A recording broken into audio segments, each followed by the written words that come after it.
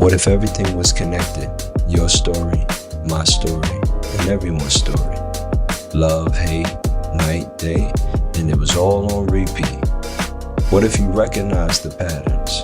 What if your existence was small and big at the same time? What if you understood life before death? Those questions might be deep, but I think it's important to talk about. Let's connect the dots.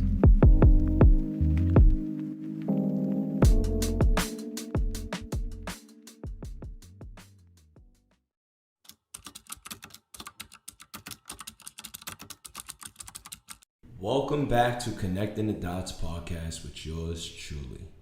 All right, guys, so I'm excited. I have my first guest on the show, very first guest of many that will be coming soon, Huzefa Kapadia, who is a very interesting individual that I met through my class teaching. Most of you may know that I teach boxing classes, strength and conditioning classes, fitness classes. Obviously I'm a personal trainer, coach, and I have the pleasure sometimes of meeting some very phenomenal people in different industries and different careers. And I have the opportunity to hear their stories and really kind of see their process and how things came about for them. I'm very grateful to meet Huzefa, and I thank him for joining the show and sharing his story with everyone to hear, to him connect his dots. Now, Huzefa is a very interesting guy in terms of his story, which I'm not going to spoil it. You guys can watch it in the episode, but he has a very successful tutoring business that focuses on math and teaches kids within the Los Angeles area, but not just kids, but people of all ages. And he has a very successful YouTube channel that has over 100,000 subscribers, in which he impacts kids and people all over the world through the power of teaching math. His company also has an array of tutors to make sure that students are properly paired with the right person so they can maximize their education. Now, this episode is about passion. This episode is about finding your passion, but not just finding your passion, but some of us maybe need to rediscover our passion. Some of us already had a passion maybe when we were a kid, or maybe we got exposed to something and we like, man, I really like that. And for me, it's these connecting the dots idea of how do we connect our passion into everything that we do, that we can ultimately all get more out of life. And that's what this episode is about. This episode is about pretty much, taking a bird's eye view from your life and looking at things and starting to connect those pieces, starting to connect those dots. And sometimes what helps us connect those dots is our passion. Sometimes it's the things that we enjoy doing, the things that naturally come to us that we're passionate about, that in every point in your life, there's a connection to some degree.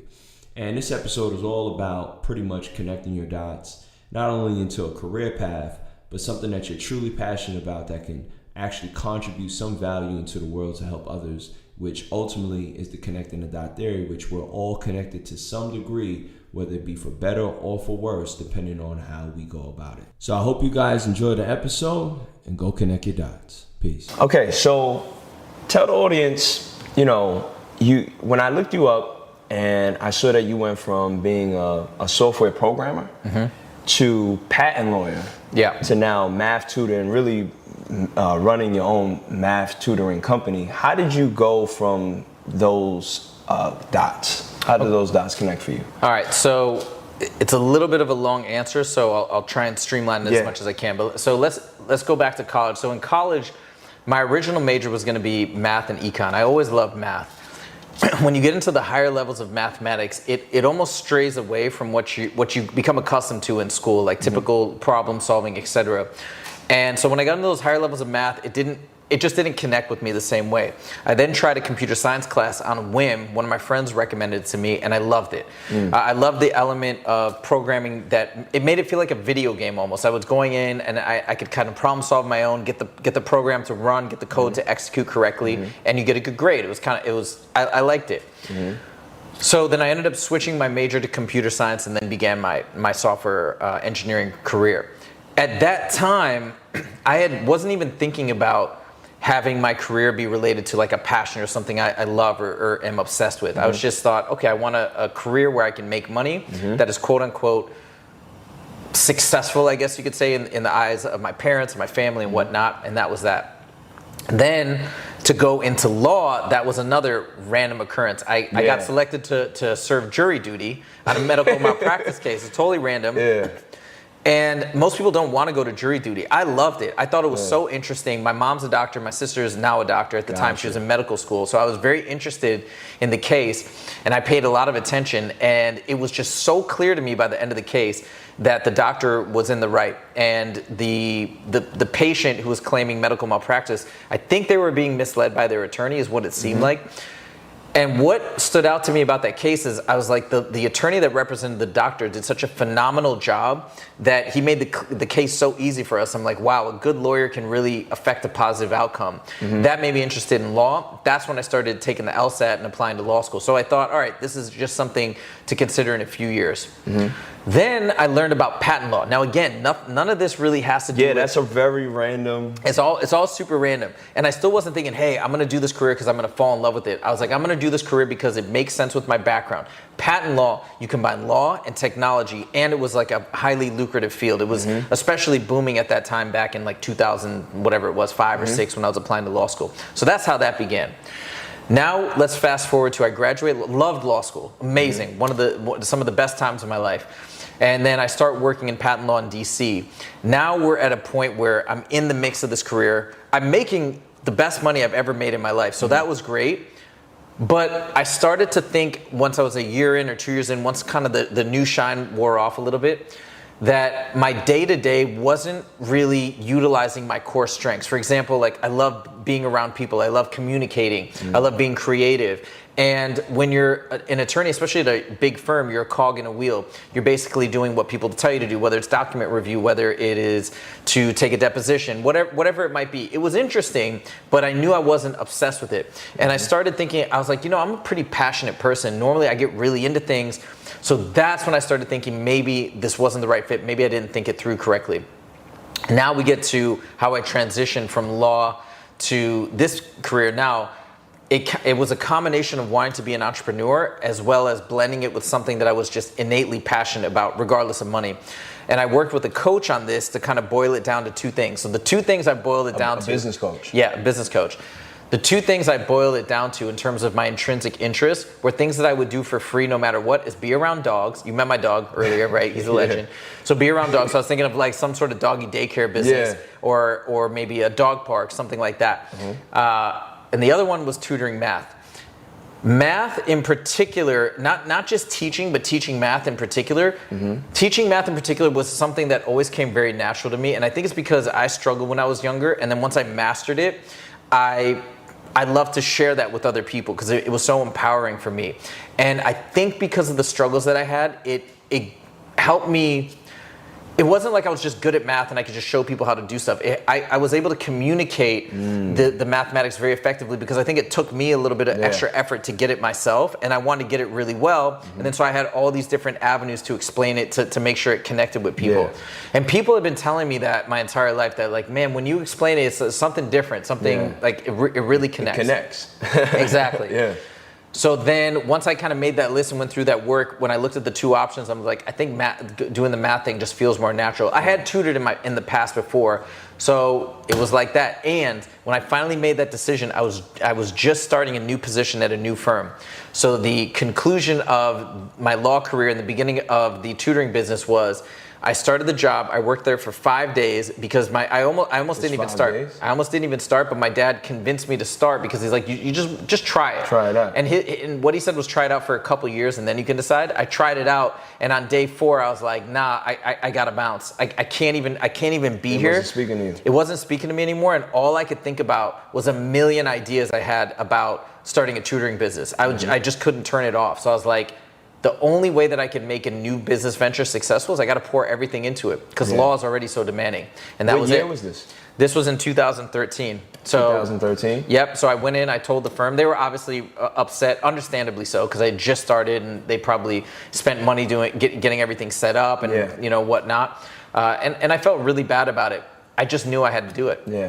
So when you wanted to start the tutoring business, was it specifically like a general tutoring business for all kinds of kids, or was it specifically for like high school kids? Like what, like, because The kids that you teach now, I'm assuming Yep. based off what I saw on YouTube, you're prepping a lot of kids now for SATs. Sure.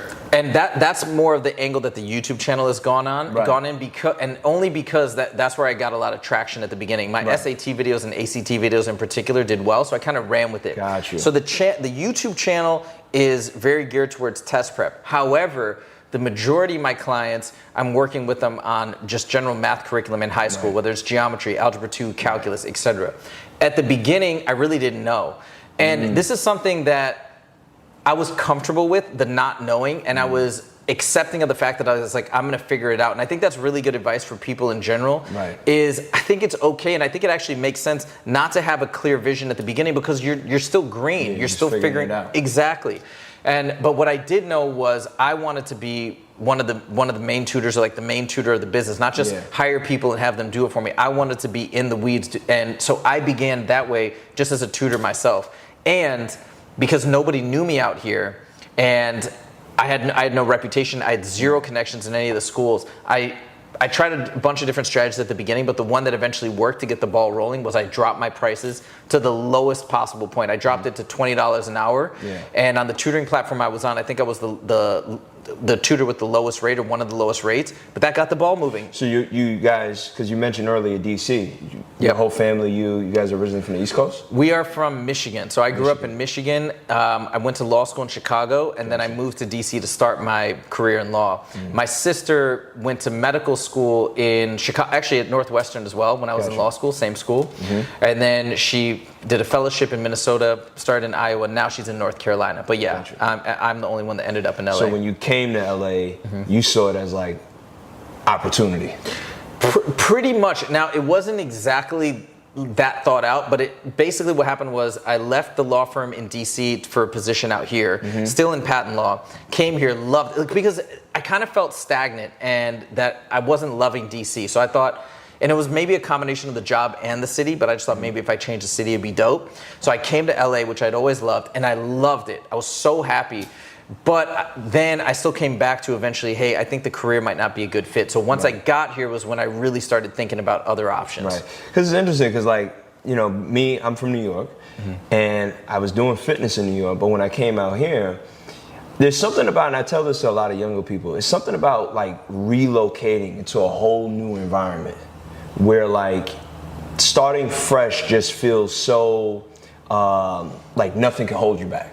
Right? Because usually when you're in an environment where everything you're so used to, you know, the people you're around, people that you may even enjoy and love, but they're kind of like distractions to some degree. So when you start, you have a passion, and then you also have the space to practice that passion, and like it just kind of connects. And by the way, I do want to say, I think a change in location, I do agree that helps with the mindset, but LA especially, this is a very special city. I think that just the fact that you have so many people coming here to pursue a dream, whether it's in acting or music or not even in the arts, I really think that actually fed into my motivation to try something new. I think so highly of this city. I totally agree with you, because doing podcasts now. Yeah. I didn't think I would be doing this. You touched on most of the things that, it was a loaded question, so I knew that I was going to get a lot out of that question that I asked in the beginning, because basically ties into the other things that I wanted to get into. All right, so, you know, me, I teach boxing, I train people, I coach people for a living. I get enjoyment out of like working with people. It sounds like you get enjoyment out of working with people.